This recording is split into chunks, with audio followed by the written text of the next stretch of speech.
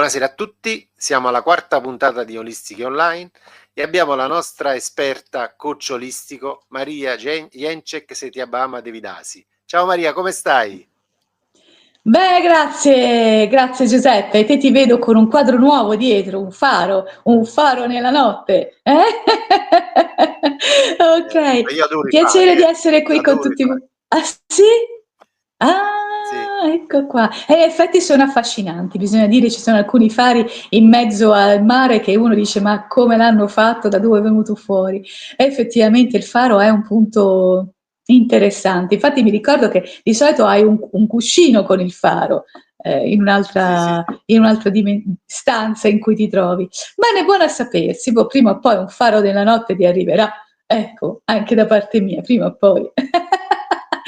Ok, allora, grazie di essere qui anche chi ci sta guardando e spero che siate tanti, diciamo che aumentano di puntata in puntata, quindi vuol dire che le chiacchiere che facciamo sono interessanti. Quindi iscrivetevi al canale YouTube cortesemente che qui si lavora per il voi e questa puntata qui la scorsa è andata veramente bene perché abbiamo aggiunto le frasi motivazionali. Ebbene sì, anche oggi le altre frasi motivazionali.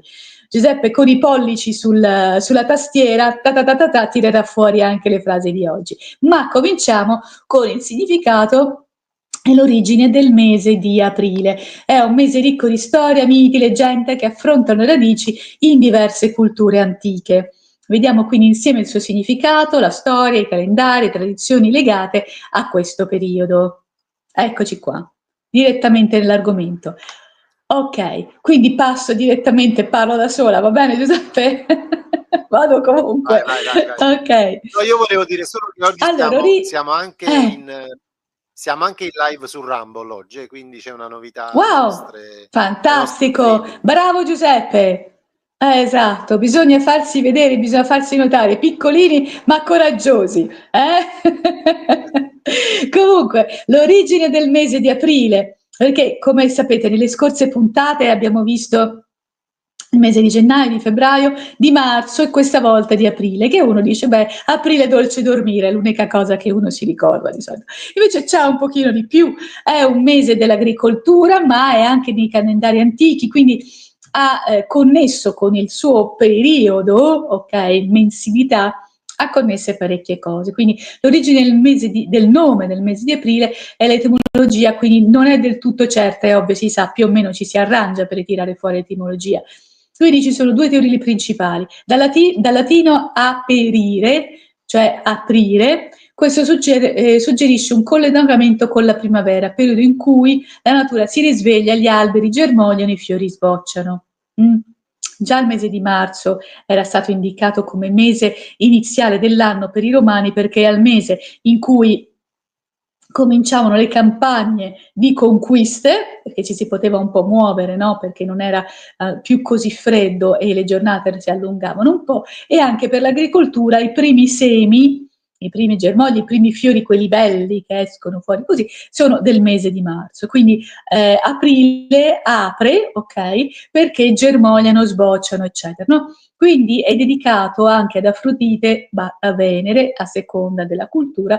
Alcuni studiosi ritengono che il nome di Aprilis derivi da APH, Aprilis, legato alla dea Afrodite, Venere per i romani, associata alla bellezza, all'amore e alla fertilità. E qui torniamo alla fertilità. Chi ha seguito la puntata del mese scorso in cui abbiamo parlato del mese di marzo, poi abbiamo parlato anche della dea Brigida, anche la puntata precedente, anche la dea Brigida ha a che fare con la fertilità, quindi anche la festa di Imbolc è la fertilità che si ricomincia. Quindi questa cosa della fertilità, come vedete, intesa come fertilità femminile, fertilità della terra e quindi di conseguenza abbondanza nei raccolti, ma quella cambia perché si parla di abbondanza di raccolti, ma è comunque una fertilità, no? Quindi questa cosa della fertilità, questa cosa materna, femminile, viene riportata, come vedete, sempre c'è una ciclicità in questo, vista da un punto di vista, adesso attualmente magari uno non ci pensa, no? Si fanno anche meno figli perché poi costa tenere i figli, poi si ha da fare, eccetera. Invece anticamente la fertilità era vista come una ricchezza, come un dono, hai capito? della terra verso l'uomo, verso la natura che rinasce, eccetera. Quindi aprile nei calendari antichi, il calendario romano antico, inizialmente il calendario romano, come vi stavo dicendo, aveva 10 mesi, iniziava in marzo, quindi aprile era il secondo mese dell'anno. Quando nel 713 a.C. Numa Pompilio decise di aggiungere quindi gennaio e febbraio, del quale abbiamo parlato in precedenti puntate, e aprile divenne quindi il quarto mese. Ok, calendario giuliano e gregoriano con la riforma giuliana del 46 a.C. Pensate un po' le nostre origini da dove arrivano. Noi pensiamo di essere tanto moderni, invece guardate, c'è stato questo mino così importante che era questo Gregorio, questo diciamo personaggio così importante della storia, perché ha deciso dei calendari, ha deciso di un sacco di cose. Calendario giuliano e calendario gregoriano sono alla base di tutto quello che è la nostra storia, diciamo, dei calendari, no? Quindi pensa un po' da quando arriva. Quindi con la riforma giuliana del 46 a.C. Aprile assunse la sua attuale posizione nel calendario, la sua successiva riforma gregoriana nel 1582 mantenne la sua durata di 30 giorni. Perché? Perché prima il mese era più lunare, poi è diventato solare e quindi sono state aggiunte tutte queste cose qui che stiamo dicendo noi. Quindi questa è la cosa interessante. Mentre invece in tantissime culture orientali, non dico tutte in assoluto perché magari posso non saperle tutte, però solitamente nelle culture orientali il calendario vero comincia con un giro di luna, praticamente segue, quindi le festività hanno una data indicativa, però ogni anno vengono ricalcolate. Invece con il calendario solare il sole sorge e tramonta, non ha fasi e quindi praticamente è più facile fare un calendario che abbia un ritmo costante uguale per tutti. Ecco qui la differenza fra i due calendari. Noi magari non ci pensiamo, effettivamente è così. Miti, leggende legate al mese di aprile, bene, allora Grecia e Roma ovviamente come culto iniziale è quello di Venere, ok? Nell'antica Roma il 1° aprile si celebrava, noi abbiamo il pesce d'aprile, il 1° aprile, invece noi si celebrava Veneralia, festa in onore di Venere Verticordia, protettrice dell'amore e della bellezza. Ecco qua, amore, bellezza e fertilità, sempre insieme, no?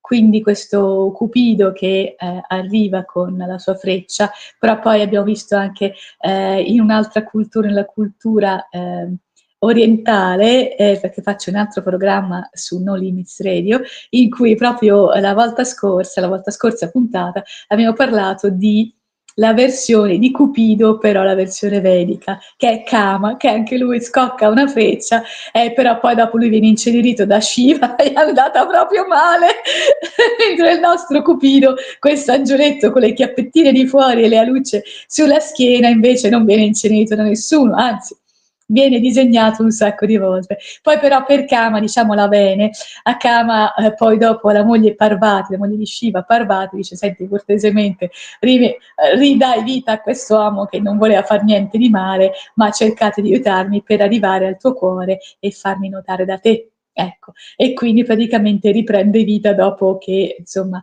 Parvati diventa da sua moglie, dice, senti, cortesemente, sto povero, questo mucchietto di cenere, visto che Shiva ha poteri mistici, questo mucchietto di ceneri, cortesemente ridagli vita e Kama è tornato in vita. Ecco, però al colpo gli era andata piuttosto male, ecco, un poveretto. E come abbiamo parlato anche per quanto riguarda l'amore inteso come San Valentino, vi ricordate nelle scorse puntate che poi che cosa ha fatto sto povero pontefice qui, voleva un attimo, anzi vescovo scusatemi, voleva un attimo unire in amore questa coppia di una vestale e un centurione, e siccome c'era in voga la Santa Inquisizione e tutti questi eretici, l'hanno martirizzato proprio il giorno che noi festeggiamo San Valentino, e quindi l'hanno, sì, perché aveva fatto una cosa infausta, non avrebbe dovuto fare una cosa del genere, no? E quindi questo amore, che poi questi due poveretti si sono sposati e sono morti durante la cerimonia tutti e due. Quindi non gli è andata tanto bene, però il loro amore è stato coronato e poi chi l'aveva coronato è morto anche lui. Poi siccome era un po' troppo brutta la storia, allora l'hanno fatto martire, quindi abbiamo il San Valentino che conosciamo, però se l'è vista brutta, ecco. Per cui questo amore, come vedete, dipende dai momenti, no? Nella storia, come gira, gira, ecco, eccolo, allora abbiamo quello bello, quello brutto, quello ucciso, quello ripreso in vita, e quindi in questo caso abbiamo, per quanto riguarda la festa del 1° aprile, venerale, quindi in onore di Venere Verticordia, quindi protettrice dell'amore e della bellezza, e quindi noi rimaniamo in quello, amore e bellezza. Il mese di aprile è un mese sacro anche della dea Cerere, dea dell'agricoltura, poiché coincideva con il risveglio della terra. E qui, tornando sempre, risveglio della terra, quindi rinascita, quindi ovviamente la fertilità intesa come rinascita della natura che ci dà a noi i suoi frutti, perché noi ce li prendiamo questi frutti, questo è il discorso. Ok. Poi per i norvegesi, sassoni, germani c'è qualche differenza, perché le popolazioni nordiche aprile era il mese di Oestre, Oestre, quindi Eastern, eccola, Pasqua, ok? Quindi il mese di Easter, dea della primavera, della rinascita, da cui deriva il nome di Pasqua inglese Easter, ok?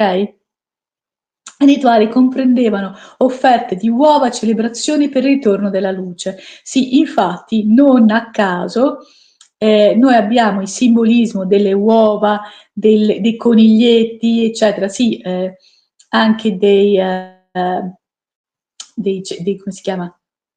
Dei agnellini, no? Intesi come rinascita, ecco. Ovviamente l'uomo occidentale cosa ha detto? Me li mangio perché loro sono giovani, perché questa è la nostra idea, adesso non ci si pensa, però anticamente si guardava molto queste cose, quindi uno, come posso dire, andiamo un pochino più nella giungla, ok? Ci sono molte popolazioni che vedono praticamente la nascita del giovane, no? Inteso da ragazzo, da ragazzino ad adulto, come cacciatore che va a cacciare la preda nella foresta, no? Rimane da solo, sopravvive, eccetera. Si prepara ovviamente prima, però per, diciamo, dimostrare di essere adulto deve uccidere tale altra bestia, di solito sono tigri, cose del genere, eccetera. Lo stesso perché questo concetto? Perché poi ne deve mangiare la carne e bere il sangue, in modo da prendere la forza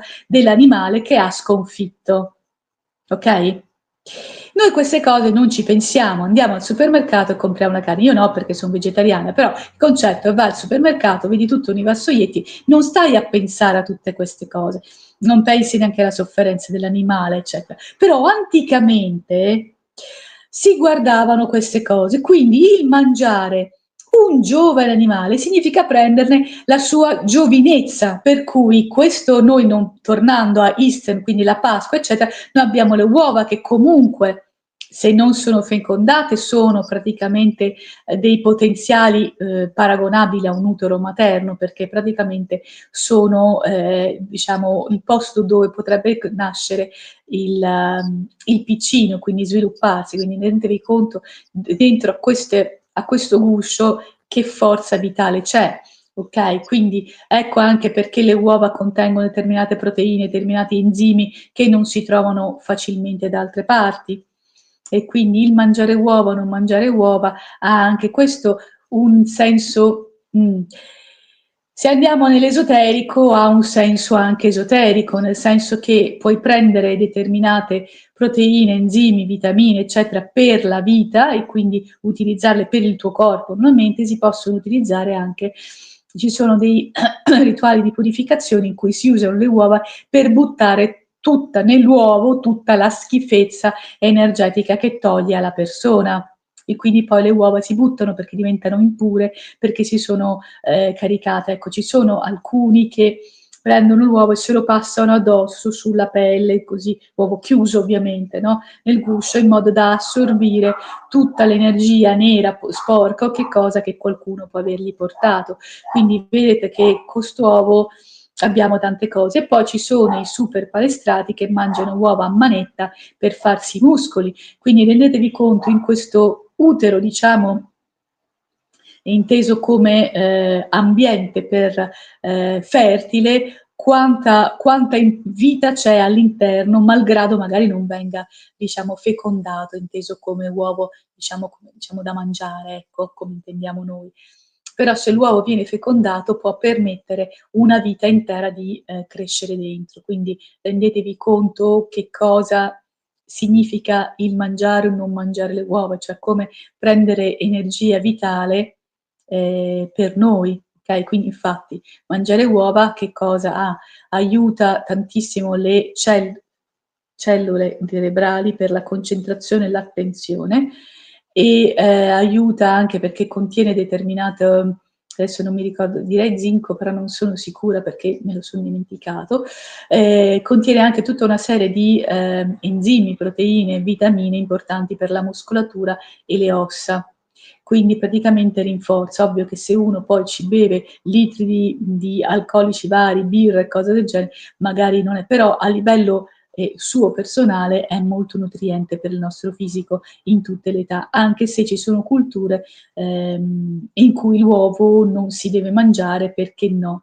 E allora a questo punto io dico, sarà perché così il discepolo, il devoto è più debole e quindi è più controllabile?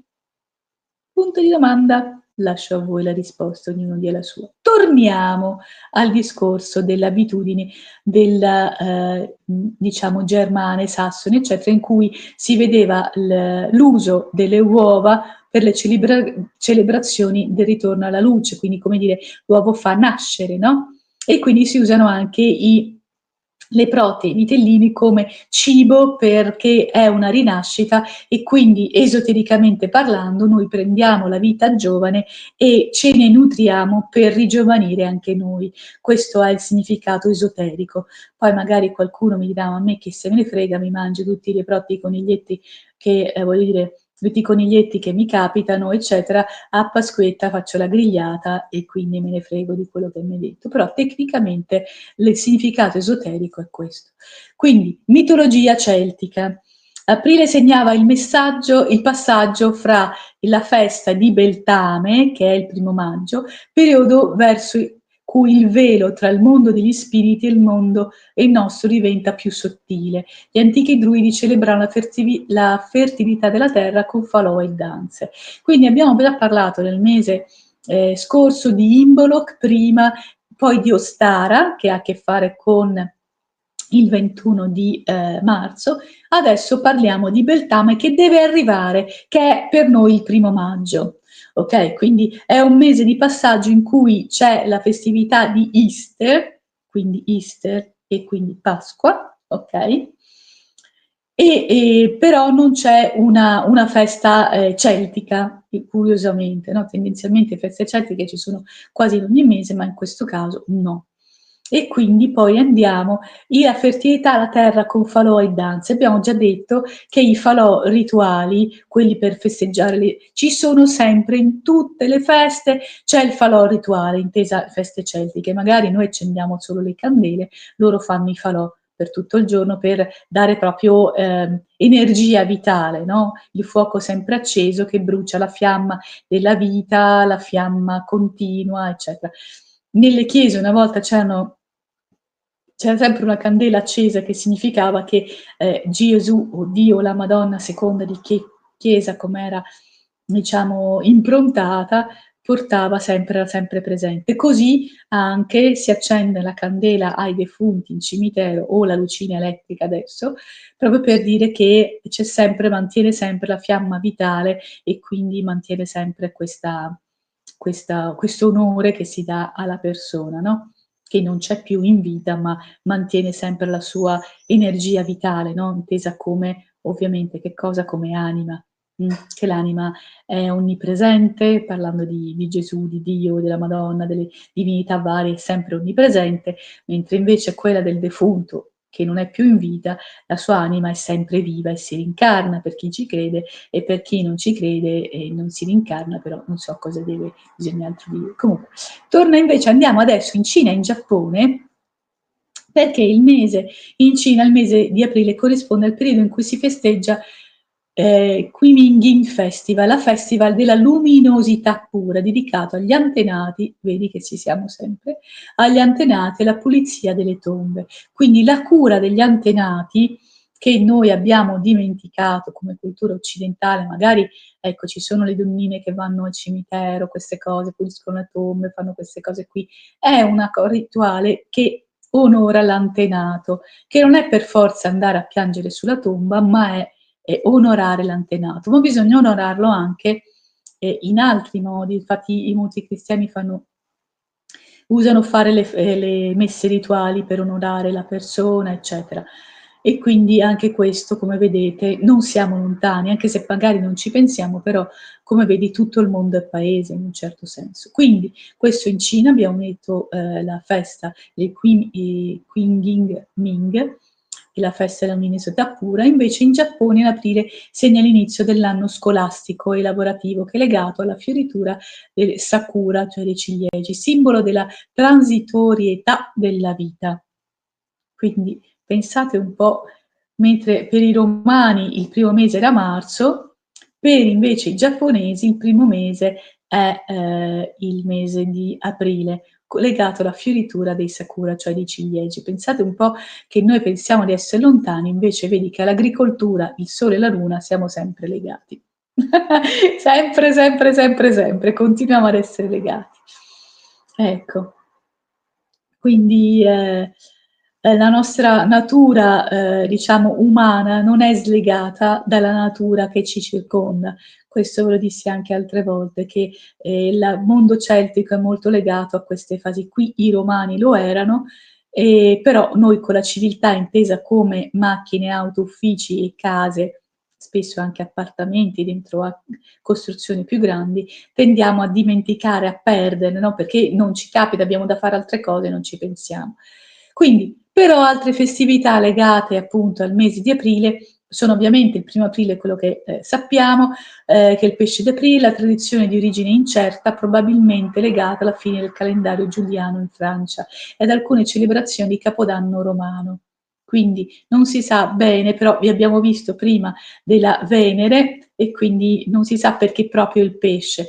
Però bisogna dire una cosa, che se vi ricordate, chi ha visto Ben-Hur e film del genere, sa benissimo che il pesce era il simbolo che usavano i cristiani per riconoscersi.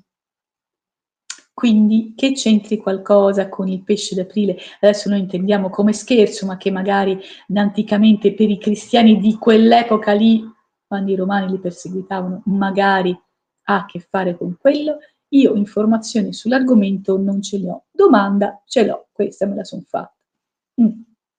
Poi abbiamo anche un'altra cosa, il 21 aprile, il Natale di Roma. Natale di Roma dove si commemora la fondazione della città da parte di Romolo nel 753 a.C. E quindi come vedete, mentre abbiamo visto in Giappone e in Cina il mese di aprile ha una festa importante, qui abbiamo il Natale di Roma e quindi questa è la fondazione della città, che si dice ovviamente il 21. Curiosamente, se ci fate caso, abbiamo tolti gli equinozi e i solstizi con il 20-21, eventualmente qualcuno un po' il 22, ok? Come date. Quindi questo 21 in numerologia, come vedete, ha la sua importanza. E io ho scritto diversi libri sulla numerologia, poi magari porteremo anche questo. E anche nelle carte, nei tarocchi, il 21 è la rinascita, perché c'è la ruota della fortuna, e poi il 1 che ricomincia, ok? Quindi l'1 dopo la decina significa che la decina, nel caso 10 o 20 o che siano, 30, okay, è uno stabile, cioè un punto in cui si è stabilito, e l'1 significa dopo che ho stabilito vado avanti, quindi riprendo dal punto in cui ero arrivato a uno nuovo, ok? Poi abbiamo il 23 aprile che è San Giorgio, la festa di San Giorgio, cavaliere e santo venerato in molte culture. E quindi qui si va a vedere che non è soltanto una cultura, ma ci sono più culture. Quindi torno a dire, tutto il mondo è paese. Poi alla fine di aprile è la notte di Valpurga, il 30 aprile, festa germanica legata alla magia del mondo degli spiriti. Che cosa hanno sempre queste feste?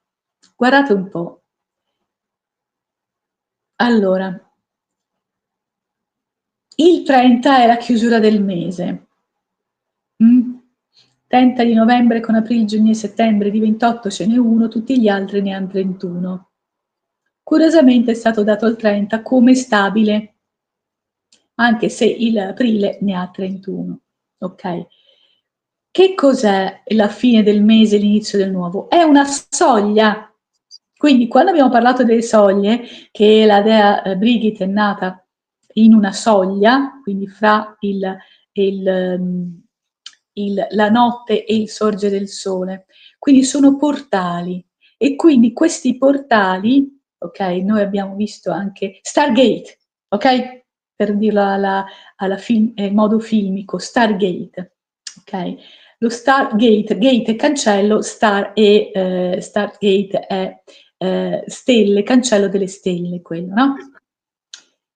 Quindi, perché Cancello delle Stelle? E il film avete visto sicuramente, poi sul film ci sono la saga di quello, la saga dell'altro, tanti altri portali che si aprono. Sono i portali dei mondi. Poi chi ha visto la serie televisiva di Flash, per esempio, ha visto che loro aprono portali continuamente da una cosa all'altra, eccetera. Il portale è un passaggio fra un mondo e un altro, una dimensione ed un'altra. Io faccio tutta una serie di attivazioni e potenziamenti energetici che ti permettono di passare da una frequenza dove sei ad un'altra frequenza, no? In effetti questo passaggio, anche se non è citato, eccetera, ma anche questi sono dei piccoli semplici portali da una dimensione ad un'altra, da una frequenza ad un'altra. Io faccio queste cose, le insegno da tanti anni senza dare tutta questa enfasi. In effetti però è vero, sono dei portali, ok? Di frequenza. Quindi l'antica notte di Valpurga è questa festa germanica legata alla magia del mondo degli spiriti. Quindi il mese di aprile è ovviamente legato al rinnovamento, alla fertilità, alla bellezza, con profonde connessioni mitologiche in tante culture, come abbiamo visto. La sua posizione nel calendario si è evoluta ovviamente nel tempo, ma il suo simbolismo primaverile rimane costante. Perché cosa succede quando arriva la primavera, cosa si dice, e qui nel mese aprile cosa avviene? Arrivano le rondini che nidificano. E la rondine che nidifica fa il suo nido, l'avete sicuramente visti, sono fatti con una specie di fango solido che si cementifica.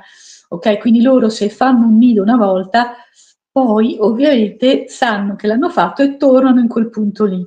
Quindi si rinnova la vita anche in questo senso perché le rondini migrano e quindi migrando loro ritornano in questo posto e quindi ritornano a depositare l'uovo, quindi ritornano alla vita. Okay. Poi ovviamente poteva mancare la parte dell'agricoltura, semini raccolti, no. Quindi noi vediamo sbocciare i fiori di tanti alberi di frutto e diciamo ah che bello, ah che bello, ah che bello, perché effettivamente sono veramente belli. Quali sono più rosa, quali sono più giallini, quali sono più bianchi, ok? E poi ci sono ovviamente la semina dell'avena, dell'orzo, del mais, iniziano a essere seminate appunto nei momenti più temperati e quindi l'agricoltura riprende sotto tutti i punti di vista. Non solo i fiori sbocciano, ma riprendono. Poi anche ovviamente tutti i legumi, fagioli, lenticchie sono fondamentali per l'arricchimento del suolo con l'azoto e quindi ovviamente noi ci mangiamo i semi, quindi di lenticchie, fagioli, eccetera, però anche la terra si rinnova con queste piante che sono capaci di rilasciare azoto nel terreno e quindi danno ricchezza al terreno. Eccola. Poi che si fa? Chi ha ortaggi, eccetera, sa benissimo che tra marzo e aprile, soprattutto in aprile, comincia a piantare di tutto, quindi patate, carote, ravanelli, cipolle, insalate, spinaci, cavoli, piselli, e poi va con tutte le insalatine piccine dell'orto, tutte le varie cose, e poi poco più avanti ci saranno poi i semi delle varie piante, invece quelle più diciamo estive, che sono appunto, non so, zucchine, pomodori, eccetera, eccetera. quelle vanno un po' più avanti. Si possono anche seminare adesso, ma tendenzialmente poi se ne vedrà un po' di più dopo. E ovviamente le piante aromatiche, chi le semina? Mitico basilico, ecco che quello l'estate non deve mancare, poi un napoletano il basilico lo sa, va dappertutto, no? Ecco, quindi il basilico, prezzemolo, timo, salvia iniziano a essere piantati per avere raccolti. Ecco, però noi prezzemolo e basilico sono piante che hanno bisogno di essere tendenzialmente ripiantate ogni anno, mentre invece la salvia, il timo e poi dopo la lavanda molto importante, eccetera, quelle sono piante che, ammesso che non gli dica male, in realtà sono piante perenni e quindi quando si ha una pianta di tipo anche di origano, di salvia, eccetera, quella comincia a rifiorire. Chi è appassionato della menta sa benissimo che la menta d'inverno sparisce completamente perché si spoglia di tutte le foglie, eccetera, magari la puoi anche tagliare, ma poi dopo in primavera riparte ed esce anche dove non l'avevi piantata. Non so se qualcuno ha esperienza della menta, la menta è in questo senso, diciamo, onnipresente. Come anche la melissa, chi magari usa la melissa, io ne ho esperienza, avevo un vaso con della melissa, avevo fatto 2 vasi quando ero nell'altra casa, no? Che non avevo il terreno, ho messo questi vasi grandi, e avevo queste piante di melissa che le tenevo con tanta cura perché ci tenevo, mi piaceva tanto, eccetera. No? Sono arrivata in questa casa e ho detto: una pianta di melissa la pianto io qui nel giardino. E una pianta la do a mio figlio che ha comprato una casa con un bel giardino e gliela do a lui. Quindi un vaso a me e un vaso a lui. Bene, melissa piantata in terra significa che tu trovi ciuffi di melissa anche a metri di distanza dalla pianta madre.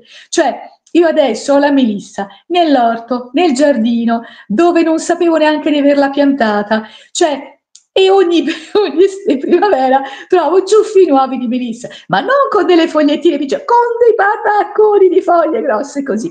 E vi dico che è una pianta, diciamo, sotto questo punto diventa infestante. Mio figlio mi ha detto: mamma, ma è possibile che io ho piantato la melissa in quella zona dove ho messo le erbe mediche, no? Medicinali, ho fatto una zona del giardino così.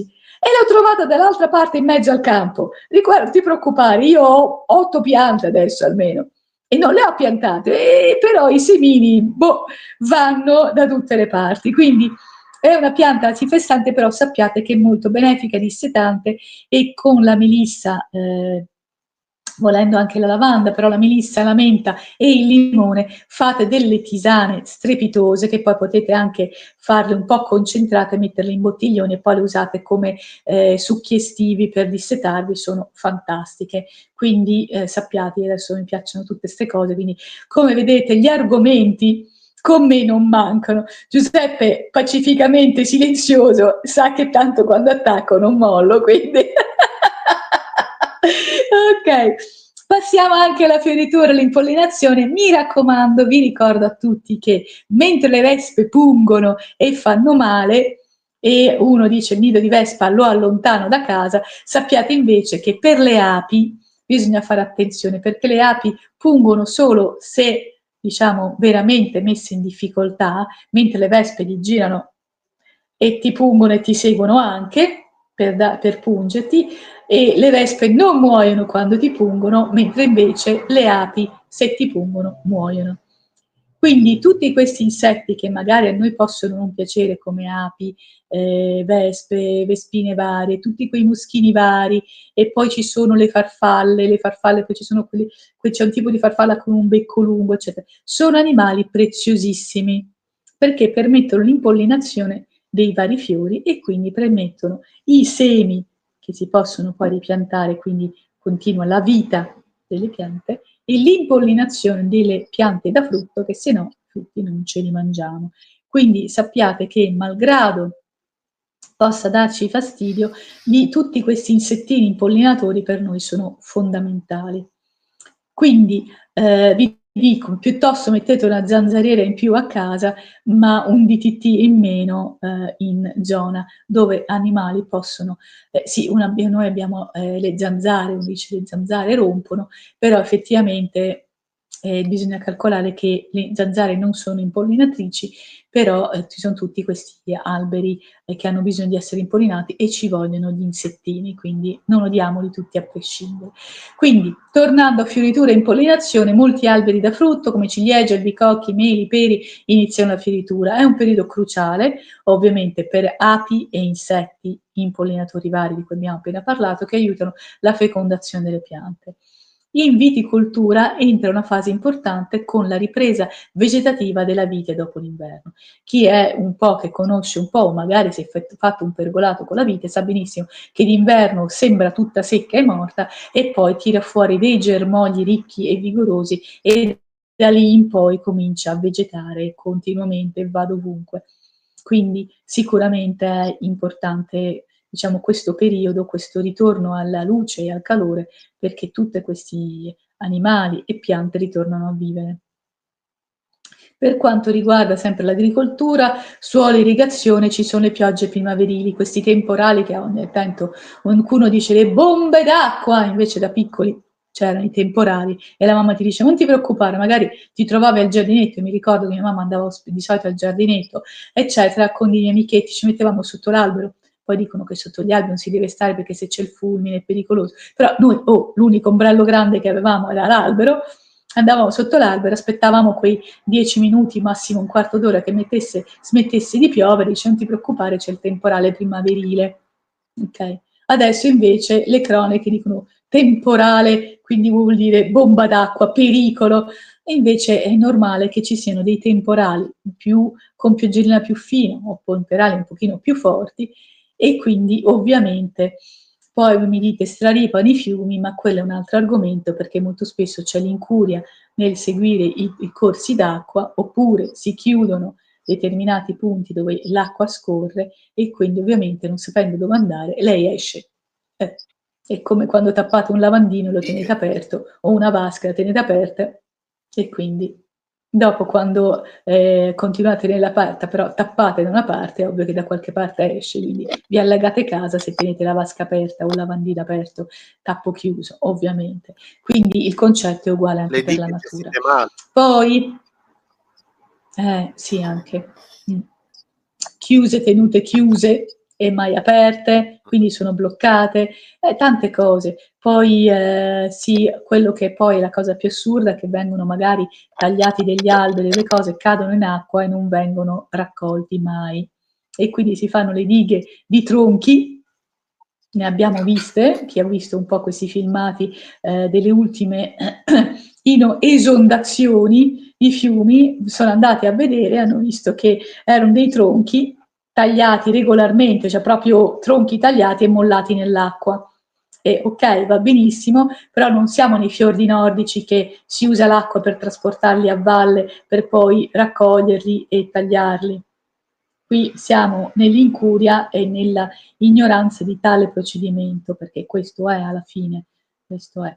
Comunque, che poi un tronco possa cadere in acqua per qualche ragione, ok, ma quelli erano proprio tronchi tagliati con la motosega e lasciati a scorrere nel fiume, nel corso d'acqua, nel canale, e poi hanno sbattuto contro il ponte e hanno fatto muro. È ovvio che l'acqua non può scorrere, quindi è normale.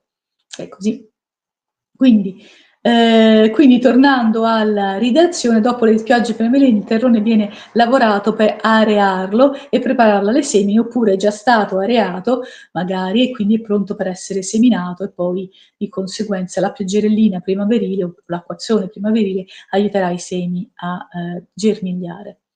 In zone con poche precipitazioni si inizia a gestire l'irrigazione per evitare gli stress idrici delle nuove culture, cioè significa praticamente che ci si organizza già con quelle che può essere l'agricoltura, quella a goccia, si mettono tutti questi tubi, diciamo, di questa plastica bucata, quindi irriga per terra senza spargere altra acqua, oppure già sistemano i vari getti nei campi se per puro caso li hanno tolti, che poi andranno col trattore o con la ponta o che sia.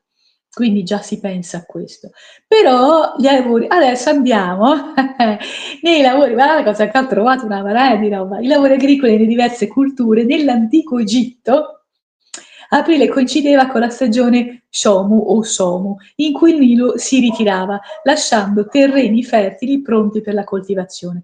Voi sapete sicuramente, perché l'avete studiato a scuola, il fiume Nilo, ma anche il Gange ovviamente, il fiume Nilo esonda e quindi lascia poi con i terreni molto diciamo bagnati, quindi sono fangosi, limacciosi, quindi sono molto fertili, perché le acque ci sono state per un bel po', hanno portato tutto quello che l'acqua porta dalle varie parti, quindi il terreno è praticamente già pronto per la coltura, non cultura, la coltura.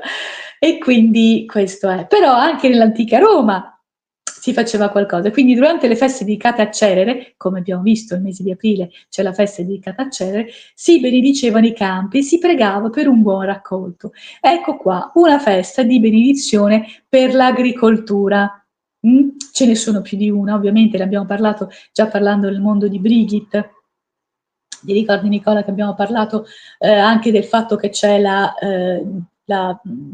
chiesa sul Molo, mi sembra, al porto, dove lì a Napoli, a Dea Brigida, come si chiama in italiano, e fanno una festa, e anche qui nell'antica Roma, quella dedicata alla Dea Cerere, si benedicevano campi, si pregava per un buon raccolto. Quindi la tradizione invece cinese, andando sempre a bomba di qua e di là, nelle Qing Ming Festival segna l'inizio delle attività agricole, la pulizia delle tombe ancestrali, riflettendo il legame tra agricoltura e culto degli antenati. Ovviamente i cinesi il culto degli antenati ce l'hanno. Perché? Perché si rendono conto che se l'antenato non avesse dato quella parte di cultura, e in agricoltura coltura, noi non sapremo tutte queste cose qui, quindi si onorano gli antenati perché si dà valore a ciò che l'antenato ha portato a te. Quindi gli antenati hanno portato nella cultura odierna. Ecco perché onorare, non fissarsi sugli antenati inteso come voglio che tu rinasca, sia parliamo con l'antenato e quello e quell'altro, tipo seduta spiritica, ma inteso come onore alla vita della persona che non c'è più, che però ha lasciato una traccia nella tua vita o nella vita della tua famiglia o ha creato qualche, non so, macchinario, qualche cosa, eccetera. Quindi inteso come onoriamo chi non c'è più in vita perché ha lasciato qualche cosa di utile e di importante. Ok? Molto facilmente le persone comprano delle case già costruite, che sono già state vissute, e magari i proprietari che le hanno costruite non ci sono più, e però la vita della casa continua. E quindi poi andiamo in dei meandri, ok? Non, lasciamo stare. Torniamo al mese di aprile. A seconda ovviamente del clima, altre culture invernali vengono raccolte in questo mese, quindi agrumi come arance e limoni nelle zone più calde, gli asparagi, carciofi, verdure a foglia verde. Ecco, come vedete, adesso mi prude la punta del naso, come vedete che culture ci sono in questo periodo? Ci sono i fiori che sbocciano, ma noi come alimentazione ufficialmente della stagione abbiamo insalate varie come d'inverno, no? Senza fiori sostanzialmente, no? Foglie, e poi abbiamo verdure così particolari con le foglie dure, che il carciofo ha una foglia dura, ok? Quindi che si protegge dal tempo, no? Dal vento, dal freddo, eccetera. Viene fuori il carciofo che è pronto in questa stagione che si rinasce il sole, ma il carciofo poi che cosa fa? Il carciofo anche fiorisce, quindi fa quella bavina dentro che non è commestibile perché non è buona, perché è filamentosa, però in realtà quella sarebbe la sua fioritura. Curioso, no? Però ha le foglie dure. L'asparago invece è come dire, un germoglio che noi mangiamo, che sostanzialmente è quello. Il germoglio non vai a prendere l'asparago come anche il carciofo, pur essendo duro, però tu lo mangi più a germoglio, perché sennò se fiorisce c'è la bavetta dentro e non si mangia. Il carciofo è quello, ma è duro fuori. Invece il germoglio dell'asparago, ecco lì, tornando alle germogli, si mangia il germoglio, cioè l'asparago tu non aspetti che cresca, se no fa il fusto duro, tu lo raccogli quando il fusto è ancora morbido. Quindi noi andiamo a mangiare germogli. con questo periodo tendenzialmente. Ok? È curioso. Quindi ci sono anche tutti quei germogli di quelle piante, diciamo, rampicanti, adesso ogni cultura c'ha la sua, che si va a prendere la puntina sopra e si fanno le frittate o le verdure, si fanno cotte, eccetera. Ci sono gli asparagi selvatici, che ogni cultura li chiama in un modo diverso. Ci sono i pungitopo, che li chiamano tanoni in zona Veneto, però non so come li chiamano da altre parti. Si va a prendere solo la parte diciamo del germoglio, perché poi dopo farebbe appunto il fusto e le foglie dure che pungono. Quindi, come si vede, si va a mangiare tendenzialmente i germogli. Tornando al discorso che avevo fatto prima, esoterico, che si va a mangiare la vita prima che nasce appena nata, no? Ok. Quindi le erbe spontanee, quindi sono ovviamente, cosa si prende anche lì, ortiche, tarassaco, borragine, poi ce ne sono tanti altri, c'è la piantaggine maggiore, quella va più per il mese di maggio, che è un ottimo, e sono tutte erbe diciamo aromatiche, intese sì come erbe da mangiare, però sono anche erbe mediche. Okay? L'ortica noi non l'amiamo molto perché ci brucia e ci punge, però in realtà si fanno dei macerati di ortica che sono dei ottimi anti-insetti sulle piante, quindi quello è. Danno un nutrimento alla foglia, non è velenoso, però per gli insetti dà fastidio. Il tarassaco denti di leone si prende anche la radice, ci si fanno un sacco di unguenti antidolore, antidolorifico. Anche la borragine che contiene molto miele dentro, praticamente molto polline, e quindi c'è tantissima roba che viene fuori in questo periodo per l'alimentazione e ovviamente per quella che viene chiamata medicina popolare, ovvero erboristeria.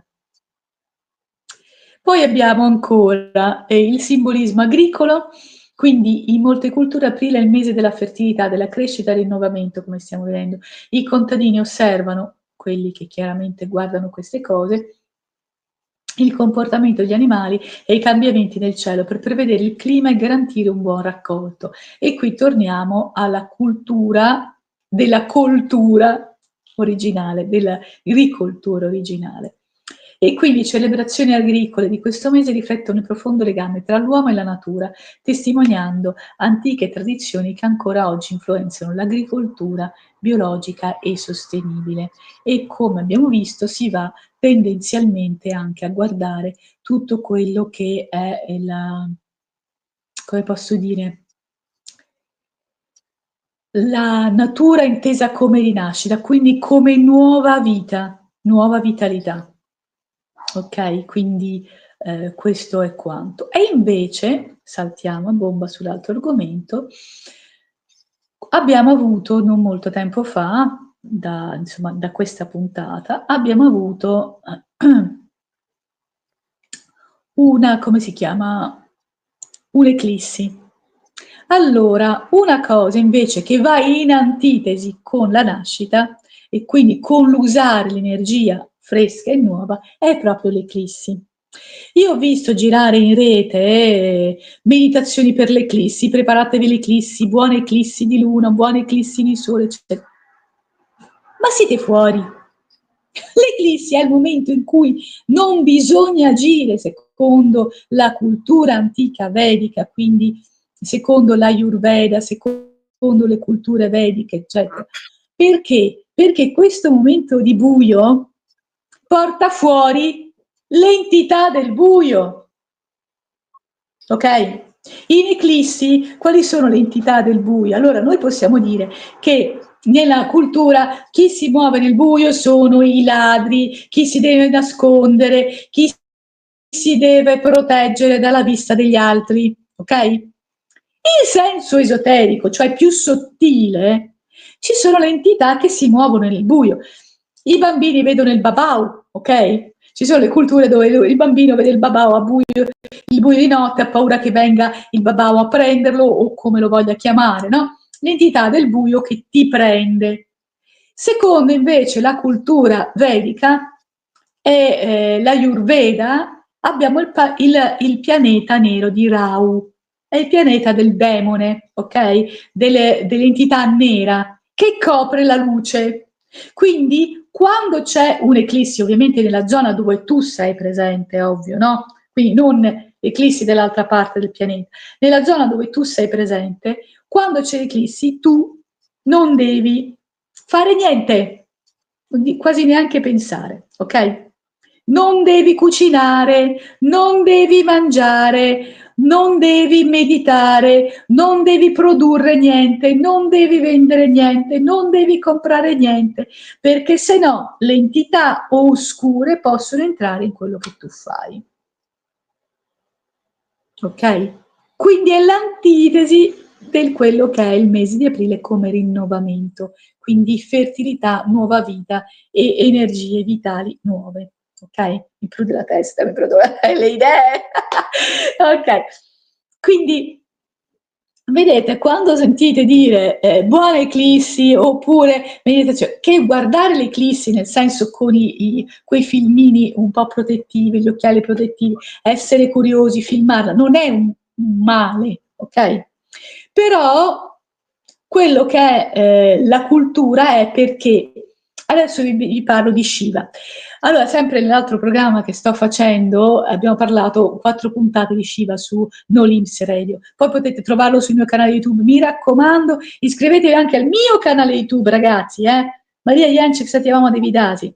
Lì trovate tutte le puntate anche di quest'altro programma di No Limits Radio.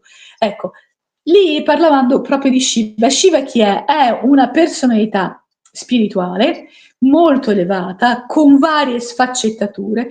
Una delle sue sfaccettature, dei suoi compiti, è quelli di recuperare, ecco qua, nel crepuscolo, quindi nel momento in cui finisce il giorno prima della notte, tutte le anime dei disperati, non dico senza tetto perché può sembrare un po' generica la cosa, tutte le anime disperate, parlo di drogati, morti in mare, incidenti, cose del genere, le anime che non sanno da che parte stare perché non hanno trovato pace in vita e non lo trovano neanche adesso. Lui le recupera e le porta tutte quante verso la luce, verso Krishna, verso Dio, verso un rinnovamento, cioè le libera sostanzialmente dai loro più peccati, sì, ma inteso come energie discordanti in genere, no? E lui passa, e sì, questo è il suo momento, con la danza, con la sua danza Tantava, che è la sua danza poi che si fa anche nelle zone in cui si cremano i corpi, e quindi questa danza è molto forte che fa tremare la terra, però che schiaccia il male. Quindi lui ha questa funzione nel passaggio fra un momento di luce verso il buio. E lì, per esempio, è consigliato, secondo la cultura vedica, secondo tutto, è consigliato di non procreare, cioè di non avere un'unione sessuale per la procreazione, perché altrimenti queste entità che vengono portate verso la luce, vengono raccolte da Shiva verso la luce, sono entità che potrebbero incarnarsi in tale o tal'altro esserino che potenzialmente potrebbe nascere. Quindi per non avere dei figli indesiderati, parlo di carattere, di caratteristiche, eccetera, si consiglia di non procreare nel crepuscolo. Quindi vedete, queste zone di buio, di ombra, vengono viste come momenti di consigliata inattività, proprio per non incorrere di prendere qualcosa di non desiderato e di dargli una nuova vita, una nuova forza, o di prenderlo tramite il cibo, per esempio, dentro se stesso, ok? Quindi vedete come le fasi di luce e di buio, di freddo e di caldo, di sole e di luna sono alla base della nostra esistenza, anche se viviamo in un grattacielo. Ecco qua, Giuseppe, l'ho fatto sto monologo oggi, eh? No, no. C'è qualcosa da dire? Da dire? No, sei Dimmi. stata bravissima. Io ripeterei, prima di passare alle frasi di, insomma, vibrazionali Motivazionali. positive, motivazionali, il meccanismo, insomma, che poi motiva la validità di queste frasi, no? Che secondo me è importante. L'altro giorno ho visto una trasmissione in cui facevano assaggiare del vino a un esperto e gli facevano sapere, sentire il sapore del vino, e lui disse: guarda, questo vino qua è migliore di quest'altro. E invece poi fece vedere che in retroscena era lo stesso vino, solo uno era stato posto e conservato dalla stessa bottiglia, quindi non erano manco bottiglie diverse, nel calice praticamente con della musica positiva vicino, invece un altro era lasciato a se stesso, e quindi quello con la musica aveva acquisito, insomma, un sapore migliore. Quindi penso che questo valga per tutto, valga anche per le nostre vite, per la nostra salute. Sì, ma infatti guarda che uno dei conduttori che trattiene, ovviamente, intendo, le energie circostanti è proprio l'acqua. L'acqua e i liquidi in genere sono proprio quelli che trattengono, non per nulla Masura mi pare, Emoto, che io ho avuto la fortuna di conoscere perché tanti anni fa facevo fiere e manifestazioni e mi sono trovata in una fiera, in una manifestazione che era all'interno di una struttura di fiera in cui c'era un auditorium, era fatto molto carino. C'era questo ingresso piuttosto grande, poi c'era un piano di sopra che si affacciava, tipo in pluvium romano, si affacciava sulla sala dove facevano questa conferenza. Calcola che costava 150 euro questa conferenza. Durava 3 giorni e c'era proprio Masuro Emoto che spiegava questa cosa dei liquidi e faceva vedere come si cristallizzava quello, quell'altro, e ha fatto anche degli esempi in diretta. Io ero nel banco fiera, quindi l'ho visto da sopra, però ho seguito tutta la sua conferenza. C'erano anche le altre da seguire, ma quella veramente era proprio interessante, anche perché poi adesso l'uomo è morto, poveretto, è andato, è arrivato il suo momento da diversi anni, però i suoi studi sono stati praticamente alla base di tutto quanto un concetto che prima non c'era, capito? Quindi Masaru Emoto in questo senso è stato un grande per queste cose qui, perché le ha potute dimostrare. Ecco, quello del vino è sicuramente un'idea, poi c'è qualcuno che usa anche Genesa Crista che io costruisco, eccetera, che ci mette dentro il cibo, che io consiglio anche quello per caricare il cibo energeticamente.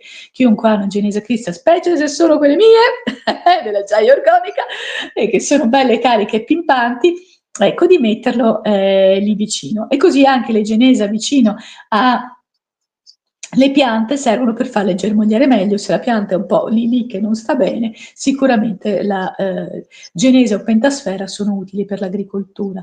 Quindi, come vedi, il rigenerare, il portare nuovo, non significa togliere il vecchio e buttarlo via, ma dargli qualcosa di nuovo. Vedi, tu hai fatto l'esempio del vino, il vino era uguale, però gli ha dato qualcosa in più di nuovo da una parte e l'altro l'ha lasciato semplice. Quindi vedi che rigenerare non significa togliere del tutto quello che c'è, ma mettere qualcosa di nuovo, no? Di ricco. Ecco, quindi ricordo adesso che passiamo alle frasi devozionali. Un attimo solo. Ricordo che del pentasfera e del Genesa Crista abbiamo parlato nella prima puntata, quindi chi è interessato può andarsi a vedere la prima puntata, e peraltro ci sono anche i link per poter valutare il prodotto e acquistarlo da Maria, quindi prima puntata di Olistiche Online. Sì. Vai. Allora Giuseppe, vai col dito magico per far vedere le frasi ai nostri video ascoltatori. Adesso tolgo gli occhiali che se no non le leggo. Ok. Queste frasi motivazionali servono per dare nuova energia a chi le legge, quindi servono per muovere delle energie dal nostro interno verso l'esterno, ma non verso per forza dare a qualcun altro, verso l'esterno nel senso la nostra parte più conscia, ok? Quindi sono di supporto, per cui chi ha visto la scorsa puntata, se non se le segnate, se le segni, chi invece ha visto la scorsa puntata, spero le abbia segnate, acquisite o le utilizzi, perché lo scopo è proprio questo. Quindi qui siamo a un'altra che diciamo un altro genere, però non sei in ordine, questa è una, deve andare a quella che li presenta la prima, che così spiega esattamente il genere. Torna un po' indietro che io te l'ho messi i numeretti, Torna un po' indietro perché questa non è la prima. No, devi tornare alla spiegazione di lui sei. La prima è quella, perché ogni gruppo di queste, torna un po' indietro, L'hai pastrocchiate dall'ordine, indisciplinato il ragazzo. No, no, no, no. Torna indietro, torna indietro. Sì, c'è, quella prima è quella di Luisei, dove c'è scritto che sono per uscire di casa la mattina. Ecco. Che così praticamente le prendiamo sì, la prima dove c'è scritto quello di Luisei, perché così ognuna la potete anche voi catalogare per genere. Ovvio, poi le potete usare come vi pare, però io l'ho messe per genere di argomento, no? Le prossime saranno per un altro genere, le prime sono state per un genere così. Ok, quindi questo... Sì. Quindi queste sono le Luisei. Chi non conosce Luisei, può darsi che molti non la conoscano, perché adesso ormai non c'è più da diversi anni, però lei è stata anche lei ha creato queste frasi motivazionali per aiutare il suo corpo a guarire. Lei aveva un tumore, le avevano diagnosticato non tanto da vivere, però lei ha detto: io voglio aiutarmi da sola, è possibile che non riesco a fare qualcosa, e così ha sperimentato su se stessa e poi ha portato ovviamente alla conoscenza di tutto il mondo praticamente. Si chiama Louise Hay e è un americano, ovviamente, perché gli americani in questo senso sono molto avanti, e gli americani hanno questa cosa che effettivamente portano le novità molto molto ad apparire, no? E quindi praticamente il fatto stesso che loro le fanno vedere tanto, le fanno diffondere, e questo è un bene, ok? Quindi lui ha creato tutta questa linea di frasi, cominciando per usarle per se stessa, e poi pian piano sono diventati dei suoi libri e sono diventati un must sotto questo punto di vista, perché ci sono tante frasi motivazionali, però lei è riuscita proprio nel suo modo di scriverle, di presentarle, riesce a tirar fuori da dentro di noi. Da dove? Dal chakra del cuore. Quindi da dentro di noi, dal chakra del cuore, portarle fuori e far tirare fuori questa energia in modo che diventi conscia, ok? E quindi faccia questo giro dalla parte interna verso la parte esterna, ok? Quindi le frasi sono nell'email della quarta puntata, tutte quante. Sono sicura di avertele messe tutte, perché io poi le usate per altre cose. Giuseppe, ci sei? Le hai trovate? Sì, no, non riesco a trovarla. Ok. E la prima nell'email io ti ho messo tutte te l'ho fatte tutte in PDF, perché voi forse non sapete la parte tecnica, ma usando StreamYard lui legge i PDF, quindi si devono fare tutti i PDF. E quindi comunque, Giuseppe, va bene, queste cominciamo lo stesso, tira fuori quelle che hai, anche se non c'è la copertina iniziale, quella con le frasi di lui sei, ma cominciamole lo stesso, tanto sono quelle. Ecco. Ok, sono al sicuro. Ok, mi sveglio, sono queste qui sono il gruppo per, diciamo, alzarsi la mattina e sentirti pronti. Magari la mattina si è un po' rintronati, una cosa, un'altra, diciamo, magari sorseggi la colazione e ti ripeti queste frasi, no? Mi sveglio con il cuore leggero e la mente serena. Oggi sarà una giornata meravigliosa. Mi sveglio, quindi ti porti alla luce, tornando al mese di aprile, con il cuore leggero, cioè significa senza pensieri che mi opprimono, e con la mente serena, quindi senza pensieri che mi pesano mentalmente, quindi mi sveglio leggero sostanzialmente, no? Oggi sarà una giornata meravigliosa, perché si sa che ogni giorno si ricomincia, si rinasce, no? Ok, ci si è riposati, tornando ai mesi del riposo invernale, ci si è riposati e si torna alla vita ogni giorno. Quindi mi sveglio con il cuore leggero e la mente serena. Oggi sarà una giornata meravigliosa. Ripeti, mi sveglio con il cuore leggero e la mente serena. Oggi sarà una giornata meravigliosa. Prossimo, Giuseppe. Oggi scelgo pensieri di pace, amore e fiducia. Il mio mondo risponde con armonia. Oggi scelgo. La cosa importante è che oggi tu stai scegliendo, quindi non vivi passivamente la giornata che inizia. e dici vabbè, è iniziata, facciamo sta colazione, andiamo su, andiamo al lavoro, cominciamo questo, oppure non so se hai animali, tolgo la cacca del gatto dalla cassetta, oppure faccio questo. No, oggi io inizialmente, prima di tutto, non solo quella di prima, ma oggi io scelgo pensieri di pace e amore e fiducia, cioè pensieri che mi fanno bene, di pace, cioè sono sereno, di amore, diciamo, non ho niente che mi ostacoli, l'amore inteso come capacità di amare e di dare e di ricevere, perché l'amore non bisogna solo darlo, ma bisogna anche saper riceverlo, perché a volte qualcuno agisce in modo amorevole e noi non lo capiamo. Quindi a volte magari un'azione viene vista male e invece magari era stata pensata bene, magari quello lì aveva pensato un po' disordinato, però magari è pensata bene, quindi pensieri di pace, amore e fiducia. Fiducia in che cosa? In te stesso, nella tua giornata, nelle ore che trascorrerai, in ciò che farai, in ciò che ti si presenterà. Quindi fiducioso che il mio mondo, cioè il tuo mondo personale, quello nel quale tu ti muovi, risponde con armonia. Quindi la risposta armonica è fonte di pace, di amore e di fiducia nel giorno che si trascorre, nel tempo che passa. Quindi ripeto, oggi scelgo pensieri di pace, amore e fiducia. Il mio mondo risponde con armonia. Maria, l'ho trovata oggi scelgo. Fammi finire. Oggi scelgo pensieri di pace, amore e fiducia. Il mio mondo risponde con armonia. Vai.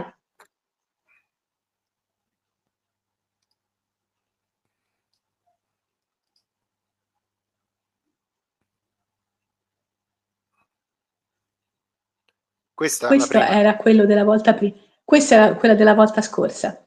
Si distinguono dai disegni. Ogni gruppo ha i suoi disegni. Questa era quella della volta scorsa. Comunque è la stessa, però questa è quella della volta scorsa. Disegno diverso, okay. Ognuno ha... Sì, li ho fatti apposta in modo che siano riconoscibili. Torna a quelle di prima, che così andiamo avanti. Oggi scelgo questa, l'abbiamo vista, quella dopo. Giuseppe Regia va con sappiate che va a dita, questa l'abbiamo appena detto, oggi è quella, no, torna a quella oggi. Allora era questa qua. Sì, oggi abbiamo visto quella prima, oggi scelgo, ok? Oggi un nuovo giorno, pieno di infinite possibilità, lo accolgo con gioia e gratitudine. Ecco, tornando al discorso della fiducia, di quello che abbiamo letto precedentemente, la tua fiducia fa sì che oggi è un nuovo giorno, che è pieno, quindi non sai bene, però sai che ci sono infinite possibilità, quindi dipende da come lo svolgi, ok? Quindi sono infinite possibilità. Lo accolgo con gioia e gratitudine. Quindi accogliere significa che lo accogli, quindi a braccia aperte, lo avvicini, lo chiami, ok? Con gioia e gratitudine. La thank you therapy sarebbe la terapia di ringraziamento, quindi la gratitudine è molto importante. La gioia cosa porta? Vibrazioni positive che chiamano vibrazioni positive. Ok? Quindi ripeto, oggi è un nuovo giorno pieno di infinite possibilità, lo accolgo con gioia e gratitudine. Ripeto, oggi è un nuovo giorno pieno di infinite possibilità, lo accolgo con gioia e gratitudine. Vai Giuseppe.